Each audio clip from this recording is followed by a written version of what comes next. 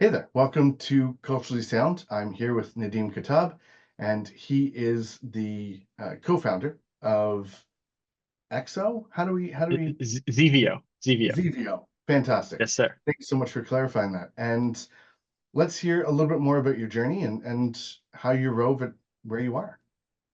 Sure. We're based in Germany. I'm a culturally ambiguous mix of a lot of different places. Moved 21 times in my life. Speak five languages, two of them not so great, and three of them pretty okay. And I moved to Cologne in Germany 2017 to start as a junior media buyer. I had no background in marketing, and they kind of threw me into native ads. And before I started in August of 2017, I did not understand marketing online. I was always confused at how Google as a company or Facebook as a company, we're making so much money and we're so large. And I was like, but they don't sell anything. How are they making money? And so I kind of was thrown to the deep end there and had in the affiliate space had my first campaigns, and I got wrecked for a couple of weeks before I started getting less wrecked and at some point started making money. I think it took me like 2.5, 3 weeks to make my first dollar in profit across a day, and then it just kind of went up from there. But yeah, native ads have always been my thing. I think out of coincidence more than anything else. I've run a bit of Facebook, but native ads for me were just a really interesting subject, and this is also what we focus on here at Xevio as an agency, because they're one of the traffic sources that I think are the least understood for cold user acquisition. And they're not, I mean, native ads are not small. These companies, they're not as big as Google or Facebook by any measure, but they're still worth billions. And there's people spending billions of dollars across different channels. And for us, it was an opportunity to kind of get into it, become one of the first agencies to kind of focus on it and to really bring on larger brands that you know and love on a performance basis into the native ads world. And that's what we've been doing for the last years. In my previous company, where I was CEO and co-founder, that I left in 2022, we were one of the fastest growing native agencies in Xevio. I believe we're currently the fastest growing native agency in the world. On track to manage 100 million this year, and the goal is 250 million. I don't know. I don't want to put it, 2025, but that's what I'd like to achieve. Realistically, probably sometime mid 2026 is when we'll be hitting the number. Oh, always good to aim for the stars for sure. And that's impressive growth. So talk to us a little bit more about native ads for those that aren't as familiar with.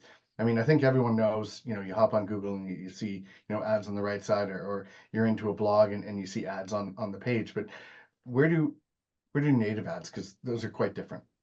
Yeah. So display is like you said, those big banner ads of, Mercedes or Ford or whatever, based on where Nice. you're at, that you'll Nice. see, it's obviously an ad.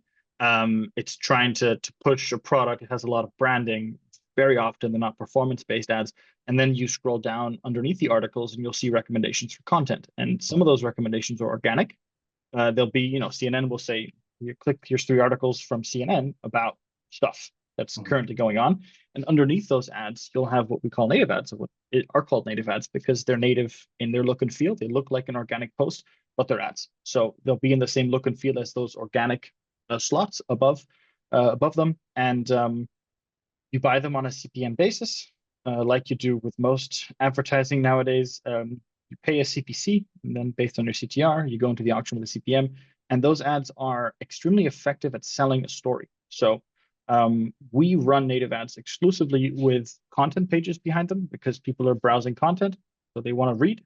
Give them something to read, right? Don't send them to a product page or a homepage. That's not gonna. You're taking them out of what they're doing and pushing them into your world, which is not going to work. People are just going to jump off. But if you use content pages correctly, they'll read it like an article, right? Imagine you're reading a CNN as an example, right? For your American listeners here, you're reading a CNN page and you click on an article or an ad that looks like an article, and you'll read that article as if you're reading the CNN page, right? You'll be curious, you want to know more. The ad headline and the image caught your attention. It's about a subject that interests you, and we find that time on page of these advertorials is between 2.5 to 4 minutes on average. Okay. People are spending time reading these, and for a click price of, 20, 30, 40, 50 cents maybe, that's an Mhm. incredible value for money. And then they're clicking out to purchase a product or take some sort of action. So if native ads are done right, they can be equal or equivalent in value to a branded Google search click. And I've said Mhm. this for a while. We had companies like HelloFresh and Dr. Smile or these Invisalign companies. I don't know if they exist Yeah. in the US, but Yep. Yep. yeah, They do. that were able to achieve uh, clicks at an equal or higher value to branded Google search via native ads, which is crazy. Yeah, that is crazy. Okay, so great. Now that we sort of have a better understanding of what that looks like, um, how did what decisions or what paths led you to there? I've always been somebody who has a hard time doing only one thing for a long period of time. And I feel like Okay. a lot of entrepreneurs or people that create their own companies will be in a similar story. I take a lot of joy in exploring new things, Mhm. and I've accepted that I probably won't be at the same job for 50 years, right? Like it's just not who I am, and it's not what I enjoy doing. Um, Native ads and Xevio and the whole agency world has essentially allowed me to continuously explore and to take on new challenges on an almost daily basis, especially in performance marketing. There's so much movement, right? Especially like, AI, and there's deals being made and companies are being bought by other companies and new brands are coming in to take the place of old brands.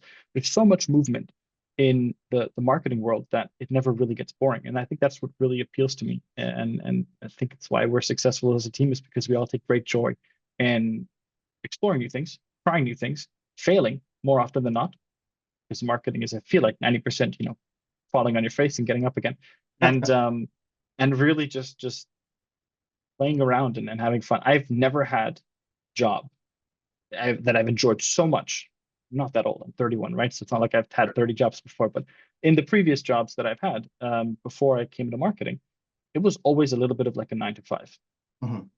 And marketing is a lifestyle, especially performance marketing. And that's what makes it so appealing, I think, to the people that really like to own what they do Mhm. and like to be challenged on a daily basis. Mhm. Interesting. So now you've said the 90% of your experiences end in failure, and then it's that 10% that you really build upon. That loop is sort of interesting, and let's talk about what allows you to be so resilient in your perseverance and facing the failures. Like, what systems are you integrating or leveraging to allow yourself to pick yourself up and get back to the next challenge or I next. think it's the fact that the 10% is so rewarding. So when you crack something for a Mhm. product or for a niche that others haven't cracked before, it's going to take you time. And more often than not, like I said, you will fail a lot at the beginning before you see a success or a win. But it's those wins that are so motivating. I think it's like that adrenaline rush as a marketer of finding something new and being able to scale it and adding zeros to your daily budget, Mhm. and getting it to a point where suddenly you're one of the largest advertisers on those platforms in the world. Mhm. That's something that I think is incredibly rewarding. And we tie the whole team into it. I mean, we're 35 people right now, growing pretty fast. I'm trying to tamper that growth, but we are growing pretty quickly. And we've been around now, 20 months. So it's not been that long. And the fact that we're able to have a team that essentially participates in the losses as well as the wins is what makes the team and the system that we've built here so strong. I would say, when I talk about systems, it's not about AI or about the project management tools that we use. It's really the people. Right. Marketing is a people's job. It's a job where, an agency has no value if you don't have the right people in it. And so our whole system is built around curating that finding the right type of person, getting them into a position where they can succeed, and then giving them whatever resources they need to continue kicking ass in their space. And that's been I our system here at the agency.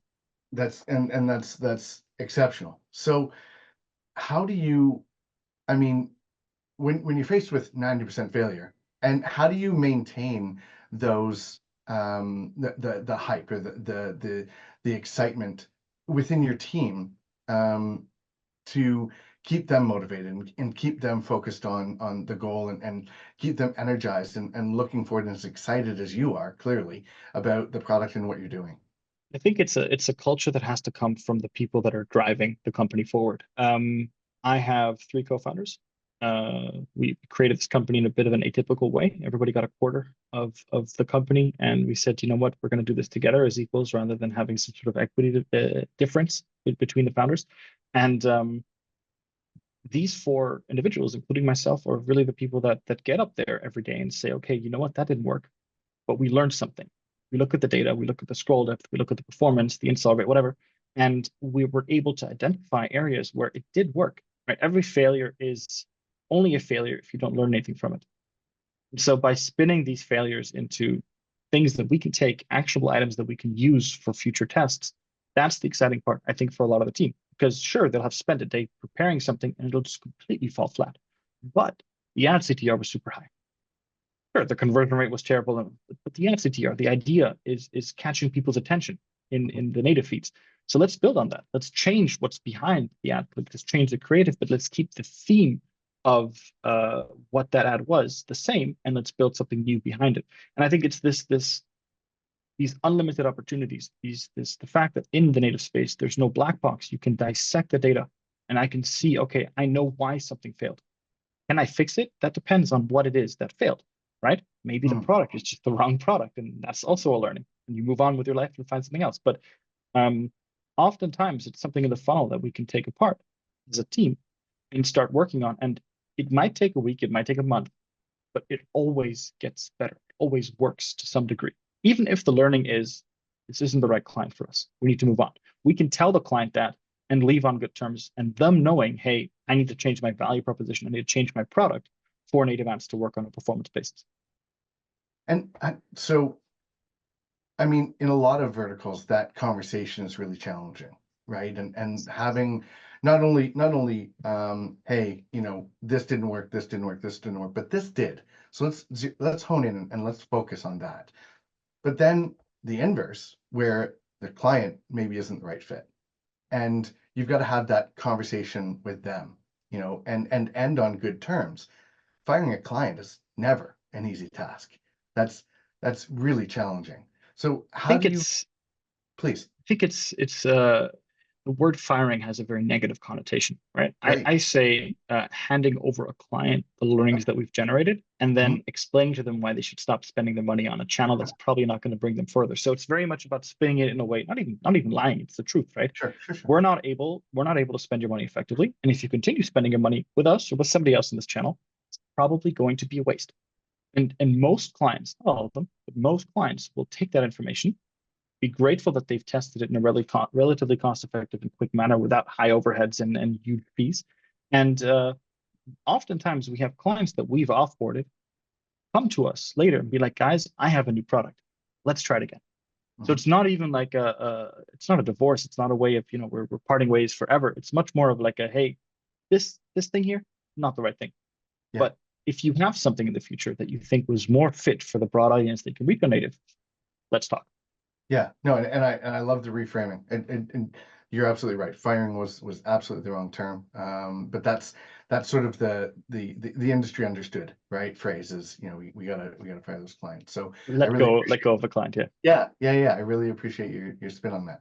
So what brought that level of communication clarity? Like where did that come from? Is that all four founding members? Is that unique to you? Like because Chandler, trial and error, yeah, honestly. Sorry for jumping in there, no, but please. again, back to this whole, you know, the reason that good marketers fail at performance marketing is because they don't stick with it.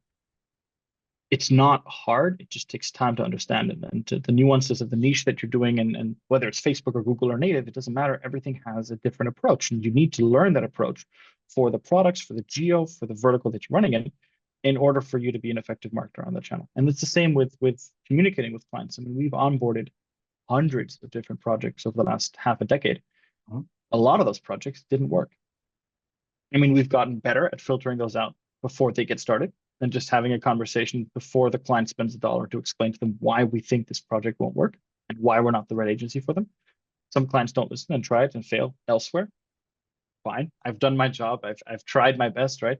But the clients that come in, we're convinced about their product. We think it'll work. And more often than not, I'd say about 50-50, Mhm. especially in the e-com space, the product actually works. Mhm. And the biggest factor for the clients that we offboard or fire that didn't work is Yeah. because their product isn't packaged correctly for the audiences that we're reaching. I can give you an example. We had a protein brand, very successful on social, but sorry, my screen keeps on going off. Very Right. successful on social, but they were targeting, you know, they had like an 18-year-old topless bodybuilder on their homepage. And on native ads, they're going to be reaching 40, 50 plus audiences. Hmm. But when we started, I told him, this is probably not going to work. He Hmm. said, doesn't matter. We have budget. Try it. Tried it.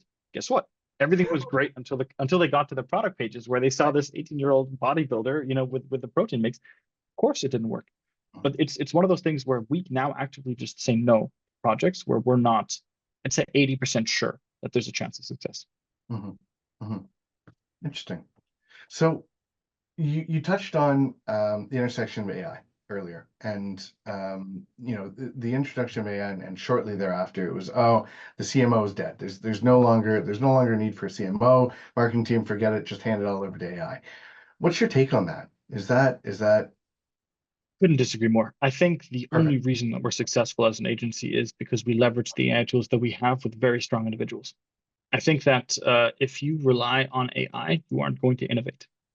Sure, AI can help you innovate. Don't get me wrong, right? But the innovation that sparks still has to come from a person.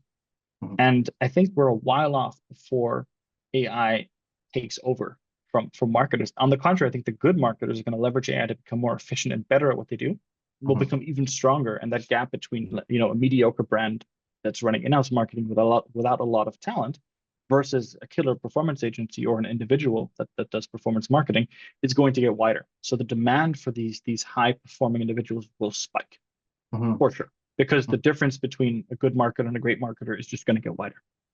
Love it. Yeah. No, and I mean, AI and its ability to create as opposed to iterate is really, I think, is that kind of what you're pointing to? I also think that if everybody, I mean, it's the same. Everybody has tools available to them, right? So all you do is move the bar up, but that Mhm. doesn't mean that people are more or less successful. It just means that if you're not moving with that bar, you're not going to be as successful. But it Right. doesn't mean that that bar goes over everybody and everybody becomes redundant. I just Right. think that the resources and the ability of the industry moves forward, and it sets a new bar, which all of us have to be above and adhere to. And especially as performance marketers, we'll probably be the first to feel that bar and have to adjust our approach and become better at what we do. We're using those tools that are moving the bar upwards. The idea that AI completely changes the way of marketing is correct. The idea that it replaces marketers is just false. It's I mean, we the did an interesting test earlier this year where because we do a lot of content pages. Native ads are a lot of content, and we've Mhm. produced 7,000 content pieces at Xevio since start last year. So it's been a lot of different content iterations. Yeah. Most Wow. of these content pieces are handwritten or written by a human, right? But more and more, we are using ChatGPT and different AI tools to help us come up with ideas and iterate. But we did a test where we took an AI content piece versus a human written content piece, and in 100%, we did I think 12 tests. 100% of these AI written pages were beaten by human written pages. Not even There wasn't even like one fluke that one. It was 100% of pages and content written by humans beat content written by AI. But content written by AI adjusted by a good copywriter Mhm. crushed it. Right? It had a really good chance at beating just the content produced by a human because there were fresh ideas or there were ideas in it that human didn't have without an AI prompt or an angle or a vertical. Exactly. Yeah. Yeah. No, that's great. That's that's great. Um, so I suppose where does this lead us? What is the future of native ads look like in, I mean, I used to say 5 years, but I think, as we point to the iterative process of how AI speeds everything Yeah. up, maybe 18 months, maybe less, but let's say 18 months to 2 years. What's your vision for where things are headed? Native ads have always historically struggled with contextual content. So when you're reading an article on politics on cars. Cars is a great example, right? You're reading an article about a new Ford truck that Mhm. came out.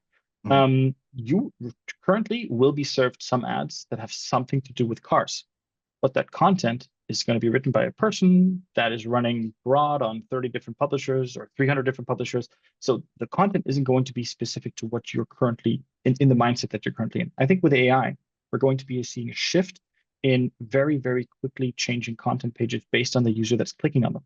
So let me give you an example. Mhm. If I'm living in, New Jersey, I am a male between 30 and 40, and I have, I don't know, disposable income of X, probably can afford a used car every 5 years, as an example, right? Then you can serve this user content that is going to make him more likely to buy your product or service, or that's more tailored to him. You might have a picture of a guy in his 30s with a truck that's not brand new but used. With like you can do all of that dynamically and adjust the content on the fly for the user that clicked on that ad. And I think that's really exciting to see how native advertisers and native ads in general are going to change. And this has to be platform driven. This isn't something that we can innovate. We just don't have the tools. And you can see it. I mean, you look at the big AI companies, how many people they have working for them. Of course. An agency is going to have a hard time competing with that. But if these platforms are able to leverage that and have contextualized custom content for the user that's clicking on that ad, it's going to be a completely different journey. Imagine everything you see on the internet is suddenly tailored towards what you want to see and who you are and what you like. That's great. Then we're talking like proper native advertising with hyper contextualized content and the experience that's packaged around who's clicking on the ad. And I think that's where we're heading. And I mean, what technology are we leveraging here? Because the biggest concern is Google's dissolution of cookies, right? And they said, oh yeah, we're going to get rid of cookies. Oh no, wait, no, we're not. And I mean, how does that play into privacy? And I mean, you're in Germany, GDPR. How does that play in your perspective in how you're able to reach that 30-year-old that is looking for that used vehicle if we don't have access to that personalization and those details? I think there's a lot of info you can read out of a way that a user browses the internet. So you don't even need to know their name or their address or their demographic, whatever. You can, I think, with especially with AI, back to the point, analyzing data and user behavior, you can make certain decisions. It can be something general, like, okay, on average, between 2 and 3 p.m., people in this city are browsing or are in this type of demographic or browsing this type of content, and therefore they're this type of demographic. So I feel like there will always be a way to make it more contextualized. I agree with you that it's going to be hard.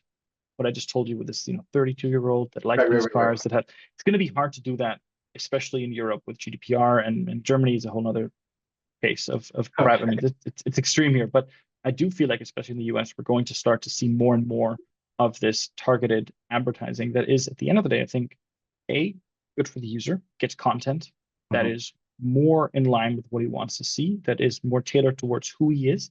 So he'll enjoy the content more. That's why he'll read it more, right? But also it'll increase efficiency of ad dollars and just in general drive the CPMs up while increasing for ROI for advertisers. And I think that that's something that is in the interest of everybody. I feel like native advertising has gotten to a point where you're not going to see jumps on a CPM basis of 100 or 200%. Back when I was started, markets were developing super fast, prices were all over the place. Those days are over.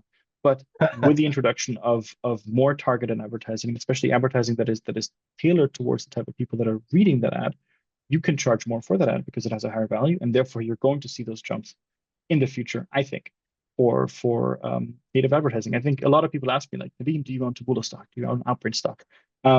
Yeah, you should too, because I feel like these companies, I don't know who's going to be the one that comes out on top, but it'll be one of these that's out there today, will end up creating an experience in the native ad space that's so good and that's so valuable, and explain to advertisers how to use that in a way that's going to create an immense amount of value for the advertising space. I mean, back to my point, without AI and without all these tools, we're already able to compete with branded Google search. I always say we're a small agency in Germany. If we can do it, think about what the big ones can do. Right. Well, maybe we want to keep a lid on that. I don't know. Yeah. So one of the biggest features that we push as a company, as a communications consultant, is building trust. Building trust with your team, building trust with your, and what you pointed to, fail quick, but let's take learnings. And I feel like that really builds trust with the team, right? It's okay to fail. We want you to fail, but let's not fail the same way twice. Let's always iterate, and let's learn from those failures and move forward. And as quickly as we can move through that agile feedback loop, stay agile and continue to learn. How do we build trust with the people that you're trying to target with ads to say, our content is, legit, it's real, and we know that privacy policy is a problem. So how do we balance that? Because that sounds like a really tight, really narrow tightrope of we want to learn information about you so that we can target ads that are relevant to you and matter to you and are meaningful to you. But we also understand that you don't want to tell us exactly who you We are. don't want to be intrusive. We don't want to. We don't Precisely. want to be. We don't want to reach you at a point in time where you're doing something and then you get served something that might be playing on your emotions in a negative way. Like that's not at all what advertising. I think that's the Great. wrong type of advertising. But Great. especially with users, I think it's really difficult to explain to them the value that targeted ads have because Hmm. in I mean, advertising as a whole has a very negative connotation in Yes. for your average person, right? They'll be like, I don't want to be sold stuff. I don't want to see ads. Screw this. Right. Most of what they do is funded through advertising, whether it's browsing the internet and reading articles, whether it's watching Yeah. TV, like it's sports, right? They're all Hmm. funded by ads. And this is this with either you pay for a service or you are the service. That's one of those things that I learned relatively early on in marketing. Hmm. And I think a lot of the networks and a lot of the advertising companies out there have to do a better job at explaining this and just explaining that, we want to serve you higher quality content. We want what we serve you to be better. We want it to be brands that you love and like and care for. And also doing, winning over political will. But this is a hard debate, Chandler. It's not easy. I mean, Yeah. there is a fine line between invasive and constructive or useful. And I think that if you give advertisers too much, they'll take a lot. You give them a finger, they'll take an arm, Yes. because especially, that's what advertisers want to do. Hmm. And I think it's also our responsibility as advertisers to serve content that isn't a scam and that isn't super intrusive or plays on people's negative emotions, even if it might make you short-term amount of money. It will negatively impact the legitimacy of this type of advertising moving forward. And this is something that native ads have struggled with for as long as they've existed, Hmm. right? There's a Right. lot of trash, and there's still a lot of trash on native ads. It's getting less and less because more legitimate advertisers are coming into it, but there's still stuff out there where I'm like, I wouldn't want this on my website, and that's Right. the truth. And networks have to do a better job stopping that. Advertisers have to do a better job at finding companies that are more legitimate to work with. I mean, when I first started running native ads in Germany, was told by everybody, don't do it. Not worth your time. There's no money to be made. We were spending tens of millions a year in Germany on native ads. Our largest client is I don't even want to say the numbers, they're insane, is Yeah. making nine figures a year with our advertising off of in large part native ads Hmm. with a super legitimate product. It's a huge brand. They were a sponsor at the Euros, the European soccer championships, right? Like there's so Yeah. much to learn here that our most lucrative project ever has been a super legitimate brand. Yeah. And if you tell affiliates that, they'll be like, but how do you find these brands, marketers? Like, it's easier to make money with something that has a higher margin. I agree, probably short term, but the long term value that you can provide these bigger companies is just going to bring you so much more recurring revenue as an agency than these small gigs that are serving products that are trash.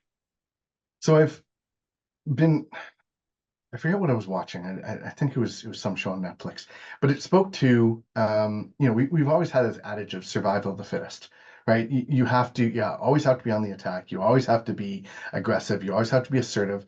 And I've never subscribed to that methodology. And I've always, it was always off-putting to me.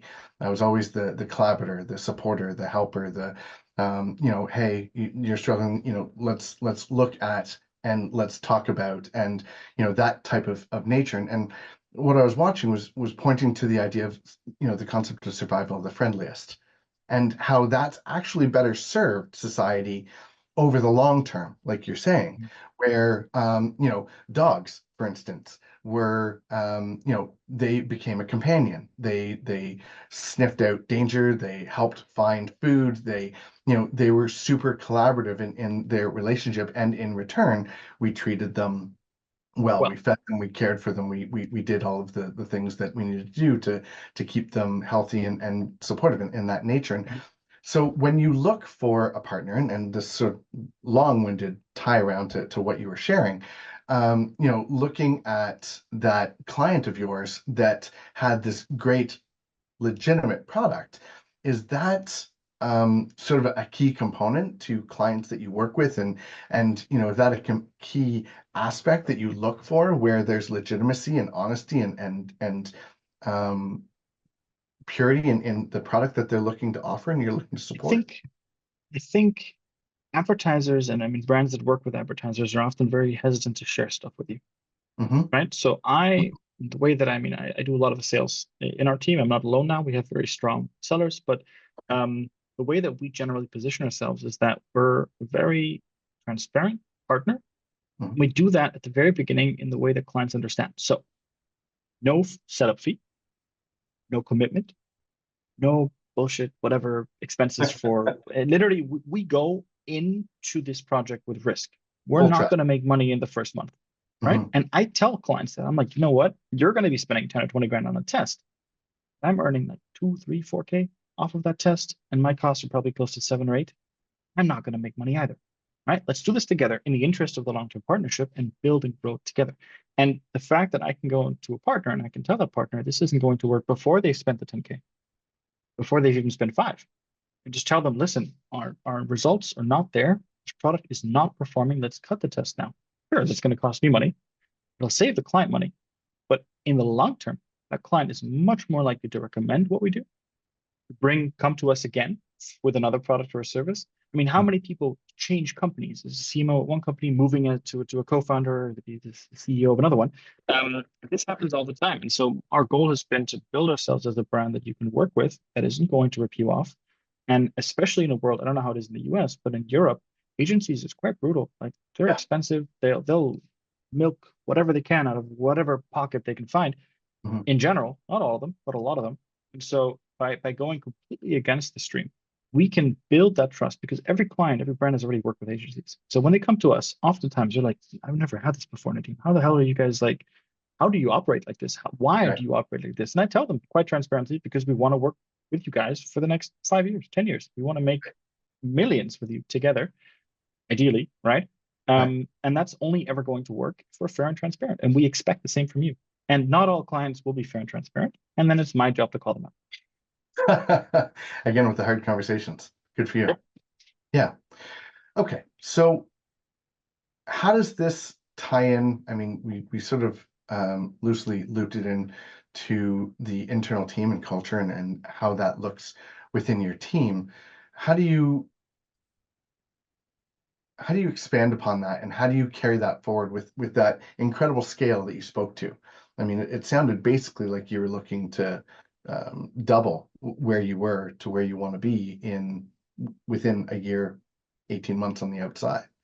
What does that look like? What systems do you have in place that are being successful? What systems do you have in place that are failing that maybe you need to review and iterate upon? What does that look like for you? I think one of the largest challenges, let me start one step behind. Please. One of the largest challenges as a relatively young founder, I was CEO for the first time at 27, is you have no idea what you're doing and you're extremely confident. You don't become a CEO at 27 if you're timid, right? You believe in yourself and you believe in what you're doing.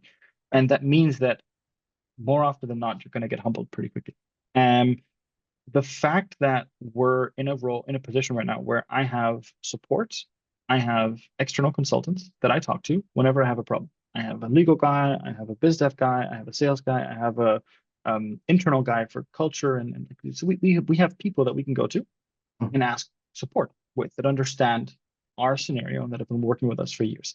And at the same time, really enable a strong culture internally. We have one of the most fun workplaces I have ever been to. Our office is nice. We invested a lot of money. Everybody has a standing desk and the latest laptop and a very fair salary. I mean, we have people coming to us and asking for one thing and getting 30% more because I'm not going to pay that. It's too little to live comfortably in Germany, right? And things are getting expensive everywhere. You guys know that in the US. It's not different here in Europe. Um, so by being very proactive with enabling growth, by rewarding quickly, fast, and also specifically towards what people are doing well, um, you can build a strong company culture where everybody feels responsible. We have a team of founders. We have 35 founders. That's how it feels like, at least, right? When we operate, we have 35 people that live and breathe for the company because that company gives them opportunities, that company gives them a very fair salary and growth potential and free food and gym memberships and phones. And like there's a ton of these things. We went to Malaga in the summer, 3 days, no work, just fun, team building, whatever. It was great. And people really, really enjoyed it. It was really expensive. And renting a yacht for 16 people when you're a company that's like 18, 19 months old is brutal on cash flow, but it really drives home the fact that we're one team. We support each other. I don't like the word family. You have a family, take care of them, but you are here in a professional environment where you help each other get the most. And we do bonuses, we do profit shares, we do dividend payments to different partners. I mean, at the end of the day, the company's doing well. Everybody's doing well here. And that's something that I think really drives everybody forward. It means that they'll work when they have to, they'll deliver when they have to, but it also means that they'll take time off when they have the time.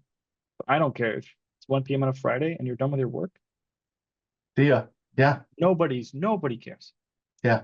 No, and man, that's a breath of fresh air for sure. And I mean, you always hear about the pontificator saying, this is how it should be done. The fact that you're living it is incredibly Chandler, it's expensive. I mean, as the founder and co-founder and part owner of this company, yeah, it eats into what I'll take home at the end of the year.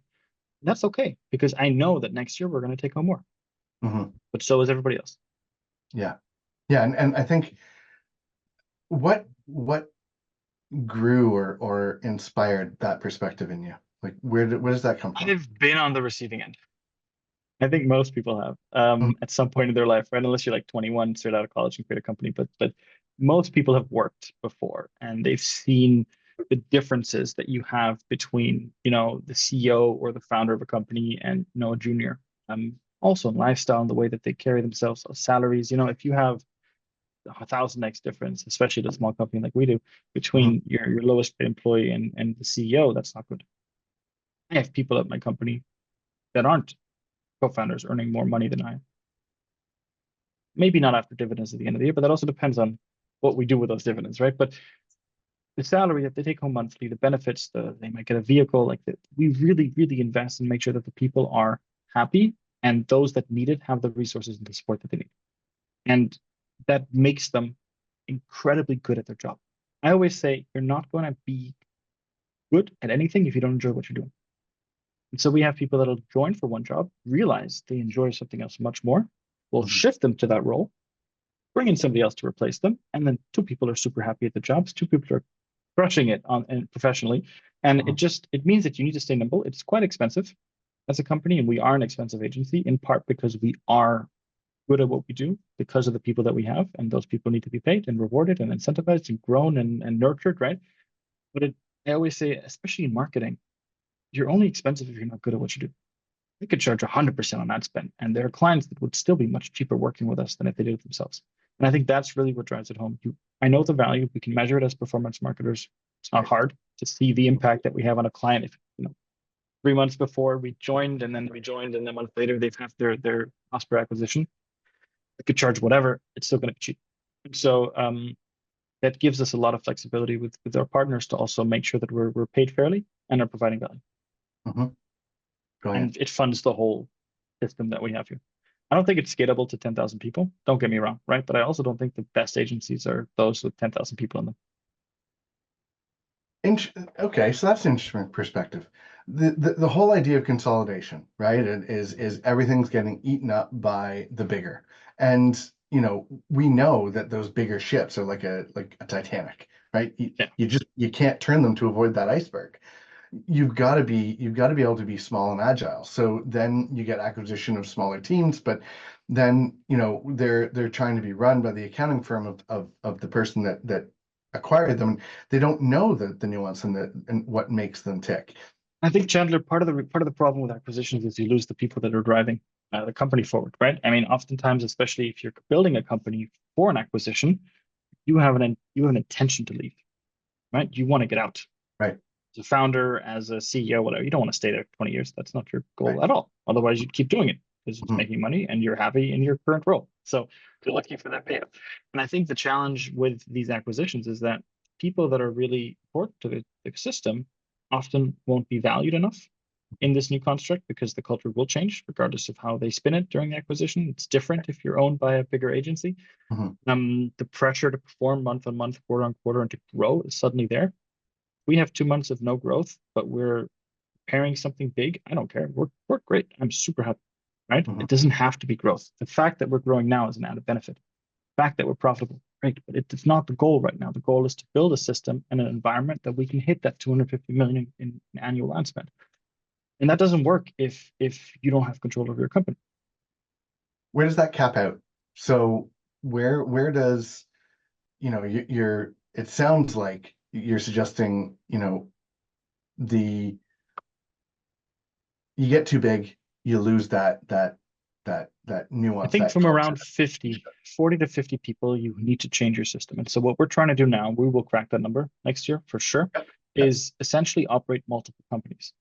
We've already founded our second, we will have a third next year. So the idea is that we have, rather than having one big agency, different units that are working relatively independently. There might be administrative and strategic overhead that are connected, right? We'll have one CFO, one CTO, one CEO, but that's it.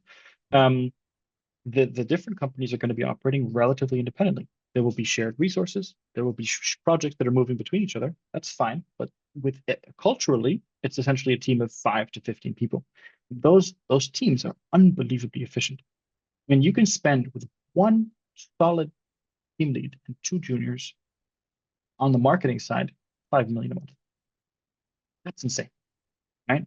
I mean, if you look at what these big companies are investing and putting into spending 5 million a month, it's a lot more than one team lead and 2 juniors. It'll be a system with account managers and people that are auditing the accounts, but they're also doing this for 30 other accounts. And so the problem is that you lose that focus. Precisely. So and how do you lose the driver, right? You need to have somebody that pushes projects forward. And if you don't, if your team lead isn't a driver, it's not going to go anywhere. You need to have somebody to drive forward the company and make sure the culture is intact. Right. How do you keep that communication fresh and tight and not siloed and open and transparent so that go ahead. So that pace maintains that speed and that focus and things aren't getting lost in the fractures? Things will always get lost. Let's make that very clear. Growth is a painful process, and I don't think you can grow from 5 to 30 people or from 30 to 300 without having cracks. And let's make that very clear. I just think that it's this whole back to the whole point of making mistakes.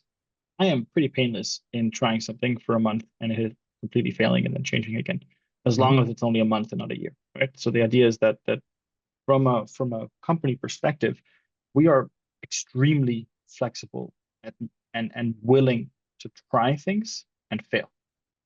And this isn't just on the marketing side, which I think is very important for success on the marketing side, but also on the company strategy side. I'll try something, I'll bring in somebody, an external, an internal, whatever, we'll try positions. And if they don't work, we'll move on.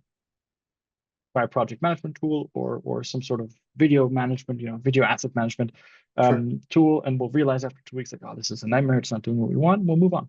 Sure, we'll have burned some money, we'll have burned some time, but we'll have tested something, and eventually we'll find something that works, and it'll let us grow in the right direction. I think it's much more efficient than taking 3 months to make a decision. I totally agree. So what drives that decision matrix? How do you filter what's successful and what isn't? That's a hard question. I think there's a lot of different projects and a lot of different scenarios, and everything has probably a slightly different matrix. In general, I think you can measure it with employee satisfaction, right? Are people taking pride in what they do? Do they like what they do? Are they enjoying it? Not everything is fun, but as long as they're having fun, you're good, right? And having fun is in enjoying what they're doing. Then every technical field or in Germany, a beer, right? At 2 p.m. But which happens, don't get me wrong, and I think it fuels creativity, totally fine, but it's important that there's output always. So it doesn't matter whether we're successful or we're not successful, something needs to be delivered on time, ideally, right? And if it's not on time, why didn't we deliver it on time? Let's make sure it doesn't happen again. And I think the third thing is obviously revenue value. Is this a profitable project? Now, most of our tests are not profitable. That's a cash burn for us as an agency. But we have several very large profitable projects that allow us to continue that cycle. And ideally by the end of this year, we're in a position where we could lose any key account overnight and still be profitable as a company and still be able to innovate and still be able to change and grow. And if we get to that role, if we get to that position by the end of December this year, we'll be in a really, really good spot next year, because it means that there's no pressure whatsoever. There's no, we will have obviously the usual agency pains of some things not working one week and clients coming to us with demands that are hard to fulfill. But we will be in a very good position to quickly pivot, take on new projects, continue that testing cycle. And I think that's really what fuels our growth. The only reason that we're able to grow so quickly, and the only reason that we're able to be so successful in the projects that we take on, is because we've built that system of very efficient, fast growth. Setting expectations upon entry as opposed to upon Exactly. Clients will come in and they'll know within 4 weeks, they'll know whether we'll keep them or not. And so there isn't that expectation within 4 weeks to be like, okay, so what's next, right? I'll tell them proactively, we'll grow this account to 15K a day, no problem, right? Or nope, goodbye, it's been fun. Or this is what you have to change, and then come back when you've changed it.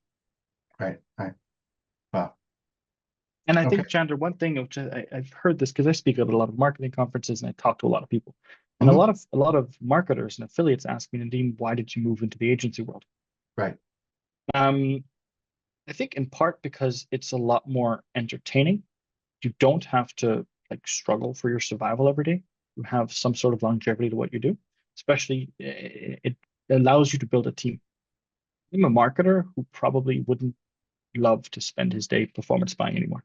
That's the truth. I have campaigns, I take them on, I look at stuff, but they're not mine. I love that. I love the fact that I can go home, and if I finish my emails and I'll take a call, I'll do a podcast at 6 p.m. and at 7 I'm done.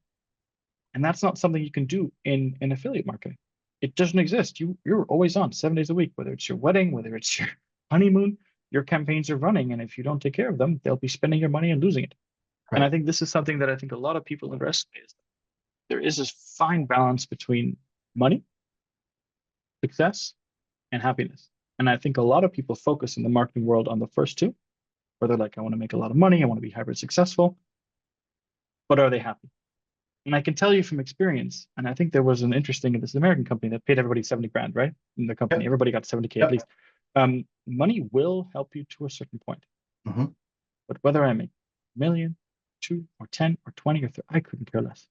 And I think this is a motivator. I might make a ton of money, don't get me wrong, but it's not my driver in life, right? And this is what I think makes, and this is not just, this is shared by all of our co-founders and by the team. We're not, I wouldn't say greedy, but we're not motivated only by money. It's a nice benefit to having a job that is rewarding and being in a community of people that love what they do. It's a degree of moving away from envy and moving into contentment, right? Yeah, and just being okay if there's a bad month or a month where you maybe don't make money as a company. You don't beat yourself up about it. You look at what went wrong, and this is always going to happen in growth. I don't know any company that is just like this, right? It's always going to be, and what goes up comes down. Exactly. And it's important when it starts to come down that you catch it and you bring it up again. But you do it with gusto. You enjoy what you do. You're not stuck in this 9 to 5 that I was saying that I hate so much, right? And I think that's the exciting part of being a founder, is that you have the flexibility to piece together your day in whatever way you want. Absolutely agree. I've always been conflicted about the idea of the binary nature of work-life balance, right? I've always wanted it to be, and I know this word is worn out, but synergistic, right?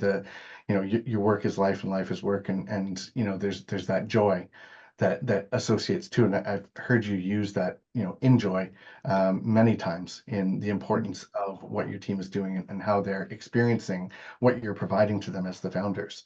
So, final question: what does success look like to you? You've used it in conjunction with 2 other words, but what does success look like to you? I would consider myself successful if I am happily married with children and financially stable. How close is that? For me, that is the simplest. Honestly, I want to be happy in life in what I do. I want to enjoy what I do, both privately and professionally. And I want to be at a position where I don't need to work for money, but I can work because I enjoy it. And that's where I am right now, which is crazy because I don't have enough money to retire. Don't get me wrong, right? But the fact that I'm at a position right now where I'm happy in private and probably have to work a bit less, but I feel like second year of a company that's going to be inevitable. It's getting better. And definitely get to a point where I can do what I want when I want with whom I want and just enjoy life. And I I think love this that. is something that a lot of people strive for, but they come at it from the wrong angle. They're like, I need to make as much money as possible so that I can be free, Yeah, right? And that's not at all correct because what is enough? And from experience, I can tell you that that number will never go down, right? You're yeah, never going to be like, I made $1 million this year, I'm happy. That yeah. doesn't exist. If your motivator is money, that number will always go up because there's always somebody who made a zero more than you a year. But literally, there are very few people, probably Jeff Bezos and Elon Musk and Bill Hmm. Gates, that can say there's probably not no one making a zero more than me a year. But most people, and I've seen this many times in the industry, will have goals and reach them and then set goals higher and have that rat race with themselves. Where honestly, if they had other priorities aside from just wealth, they'd be much happier in life. Those goalposts just keep moving. Yeah, Exactly. they So just set yourself something realistic and don't put a number to it. Put something more of like a lifestyle. How do you want to live? What do you want to do? And how do you want to be living to get there? very insightful words. So, Native Hub, it's up and coming. Let's hear your thoughts here. What are you So most excited about that? The Native Hub was a brainchild of mine with my team here about a year and a bit ago. Hmm. And the reason that we founded it and the reason that it's not priced at like $1,000 a month is that, or for free, right? The reason that we created it was to offer people, the industry as a whole, a place to exchange ideas. Right now for native, there's plenty of groups for Facebook and TikTok and Google. Like there's a ton of resources out there, but for native, there's really a total lack of authority. Nobody owns what is native, how is native run, if I need help with native, where do I go? That doesn't exist right now. So our idea is we want to start creating a community. It doesn't make us any money. That's not the priority here. That's why it's $100 a month, not 1,000 or 5,000 or whatever. And it's not free because otherwise there's a million people in it that aren't spending any money. But it's priced at a point where it's painful enough that you cancel your subscription if you're not running native ads. But it's cheap enough that if you're running native ads, it's worth it. That we can create a community around building native and ideally also leverage that community for growth. So what we want to do is we want to have the best brands, the best marketers, and the best agencies that we're in touch with. We want the experts in the native field to be associated with Xevio, to work with us, that we can come to them with projects and ask for their help with stuff. It's essentially for us a community tool that we can build our own little native world in so that we have experts in content, experts in designers, tech people, agencies, marketers, brands that are all in that sphere that can exchange ideas, that can work with each other, but that we can also lean on for support for ideas or for traffic. If we have the craziest project and it's in Spain and nobody speaks Spanish and knows what they're doing, we can go into the hub and be like, hey, Jose, you're living in Barcelona, you're great at what you do. Let's have a conversation because we have a project for you. And we know this guy. We're talking to him. There's weekly Q&As where there's an exchange, there's forums, discussion boards, the whole idea of building this community. I mean, I was in Budapest last week and I met guys from the Native Hub and it was amazing. It's just hanging out, having a coffee, talking about our native campaigns. It was really rewarding. And I feel like this is something that doesn't exist today. So the hubs, the whole purpose of the hub is for us a way to bring people together, but also for us to find people that we want to work with, find brands, find marketers, find agencies that we can combine our forces with to achieve that number that we've set out to do. Love that. That's outstanding. So, where can people find you? Where? LinkedIn is probably the easiest. Nadim Kuttab. There's not that many of Nadim Kuttabs out there. My actual legal name is different now. So I got married and combined my name with my wife's name. So I'm actually Nadim Batista Kuttab now, but my stage name is Nadim Kuttab. So if There you we go. if you want to find me, LinkedIn or our website www.xevio.io, where everything's there. If you're running native ads, you want to join a community, join the hub. It's under native-hub.io, I believe. I should double check that You before got I it. say something Yep, wrong. that's Yeah, it. sweet. Yep. So find us if you are running native, if you're a brand, if you're an agency or marketer. We're always keen on exchanging ideas and getting to know people in the space. And there's a surprisingly few amount of really good native advertisers out there. So always excited to meet people that are doing crazy numbers that I've never heard of. Right. It doesn't Yeah. happen often enough. I wish it would happen more often. That's excellent. And we'll include that all in the show notes. But Nadim, thank you so much for your time, your insights, your thoughts. It was a truly inspiring conversation, and I really appreciate you and the time that you've shared. Thank I you. had a great time, Chandler. Thanks so much for having me.